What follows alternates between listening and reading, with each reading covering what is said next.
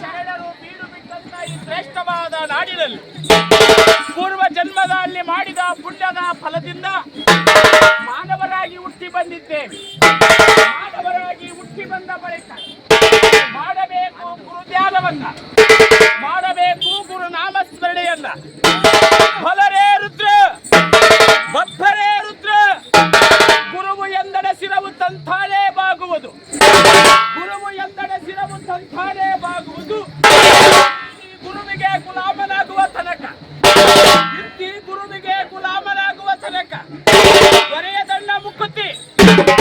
ಫಲರೇ ರುದ್ರ, ಬಪ್ಪರೇ ರುದ್ರ, ಏ ದೇವ ಏ ಶಂಭುವೆ, ಇಂತಿ ಶುಭ ದಿನದಂದು ಹೊರಗುರು ವೀರಭದ್ರೇಶ್ವರನ ನಾಮವನ್ನು ಕೊಂಡಾಡುತ್ತಾ ಪರಮಾತ್ಮನ ಗೌರಿ ಕಣ್ಣಿನಿಂದ ಜನಿಸಿದಂತಹ ಹೊರಗುರು ವೀರಭದ್ರೇಶ್ವರನ ಅವರಗಳಿಗೆ ವಂದಿಸುತ್ತ, ಏ ದೇವ ಏ ಶಂಭುವೆ,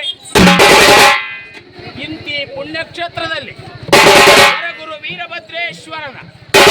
ಹೊರಗುರು ವೀರಭದ್ರೇಶ್ವರನ ಜಾತ್ರಾ ಮಹೋತ್ಸವದ ಈ ಸಮಾರಂಭದಲ್ಲಿ ಸೇರಿರುವಂತಹ ಆತ್ಮೀಯ ಶರಣ ಬಂಧುಗಳಿಗೆ ಪ್ರಥಮವಾಗಿ ಶರಣು ಶರಣಾರ್ಥಿಗಳನ್ನು ತಿಳಿಸುತ್ತಾ, ಏ ದೇವ ಏ ಶಂಭುವೆ, ಶರಣರಾಳಿದ ಈ ಶ್ರೇಷ್ಠವಾದ ನಾಡಿನಲ್ಲಿ ಎಷ್ಟೋ ಮಹಾನ್ ಶರಣರು ಹಾಳಿ ಉಳಿದು ಬೆಳೆದು ಹೋಗಿದ್ದಾರೆ.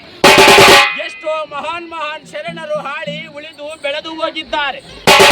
ಕಲಿಯ ಮಹಾಗೊಂಡು ವೀರಭದ್ರ, ಫಲರೇ ರುದ್ರ, ಸತ್ಯಕ್ಕಾಗಿ ಸತ್ಯ ಹರಿಶ್ಚಂದ್ರ, ದಾನದಲ್ಲಿ ಕರ್ಣ, ಯೋಗದಲ್ಲಿ ದೇವೇಂದ್ರ, ಹಾಗೆ ಕಲಹಪ್ರಿಯರೆಂದೆನಿಸಿದಂತಹ ನಾಮಗಳು ಕೂಡ ಶ್ರೇಷ್ಠವಾದ ನಾಡಿನಲ್ಲಿ ಹಾಳಿ ಉಳಿದು ಬೆಳೆದು ಹೋಗಿದ್ದಾರೆ.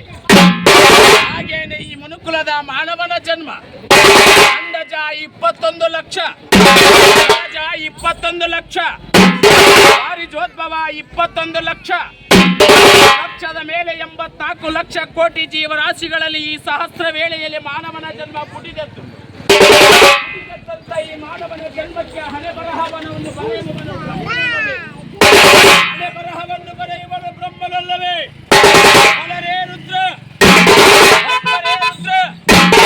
ಯಾವ ಬ್ರಹ್ಮದೇವನ ಹಣೆ ಬರಹವನ್ನು ಯಾವ ರೀತಿ ಮಾಡ್ಪನೆಂದರೆ, ಇವರು ವೀರಗಾಸೆ ಕಲಾವಿದರಾಗಬೇಕು, ಇವರು ಸಂಭಾಳ ನುಡಿಸುವ ಕಲಾವಿದರಾಗಬೇಕು, ಇವರು ವೀರಭದ್ರೇಶ್ವರನ ಭಕ್ತಿಯ ಸೇವೆಯನ್ನು ಮಾಡುವ ಕಲಾವಿದರಾಗಬೇಕು, ಇವರೆಲ್ಲರೂ ವೀರಭದ್ರೇಶ್ವರನ ಪರಮ ಭಕ್ತಾದಿಗಳಾಗಬೇಕು. ಇನ್ನು ಕೆಲವರು ದೇವತಾ ಕಾರ್ಯವನ್ನು ಮಾಡುವಾಗ ಸದ್ದುಗದ್ದಲು ಮಾಡುವ ಭಕ್ತರಾಗಬೇಕು. ಹೀಗೆಂದು ಬ್ರಹ್ಮದೇವರ ಅವರವರ ಹಣೆ ಬರಹವನ್ನು ಬರೆದು ಬಿಟ್ಟಿದ್ದಾರೆ.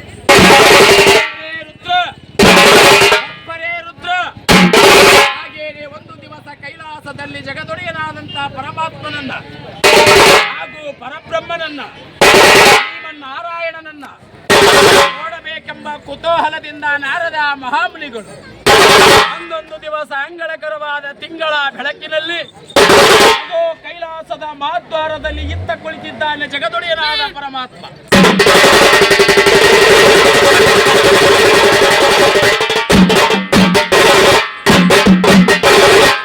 ಮಧ್ಯ ಭಾಗದಲ್ಲಿ ಇದ್ದಾನೆ ಪಿತನಾದ ಬ್ರಹ್ಮದೇವ, ಇತ್ತ ಭಾಗದಲ್ಲಿ ನಿಂತಿದ್ದಾನೆ ಶ್ರೀಮನ್ನಾರಾಯಣನು.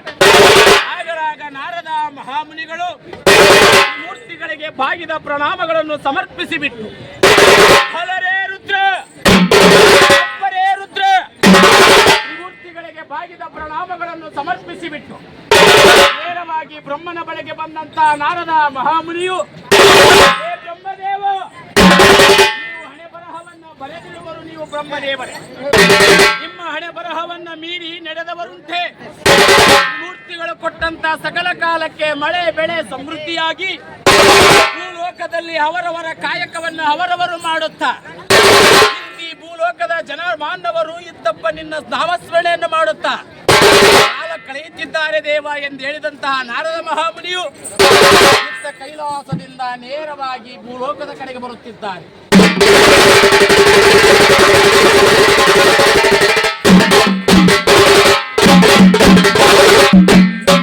ಭೂಲೋಕದ ಕಡೆಗೆ ಬರುತ್ತಿರುವಂತಹ ನಾರದ ಮಹಾಮುನಿಗಳಿಗೆ